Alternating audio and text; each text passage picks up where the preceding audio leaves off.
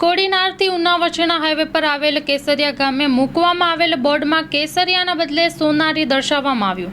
1 વર્ષ જેટલો સમય વીતવા છતાં પણ નામમાં સુધારો કરવા નેશનલ હાઈવેના જવાબદાર અધિકારીઓએ તસદી લીધી નથી. ત્યારે આવવો જોઈએ તેનો વિસ્તૃત અહેવાલ. Story report by Abdul Ghanchi, Una.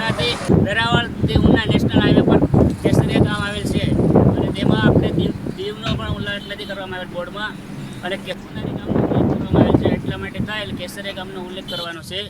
એટલા માટે થાય અને વારંવાર આપણે નેશનલ હાઈવે પર અરજી કરવામાં આવેલ છે તોય પણ નેશનલ હાઈવેવાળા કંઈ ધ્યાન નથી દેતા. એટલા માટે થાય અને ગામનો પ્રશ્ન છે. એટલા માટે થાય ગામજનોએ નિર્ણય લઈ અને નેશનલ હાઈવેવાળાને વારંવાર આપણે કહેવામાં આવ્યું છે અને આપણે આ છેલ્લી વાર છે. એટલા માટે થાય અને હવે ધ્યાન નહીં આપે તો આપણે ગાંધી માર્ગે આંદોલન કરવામાં આવશે.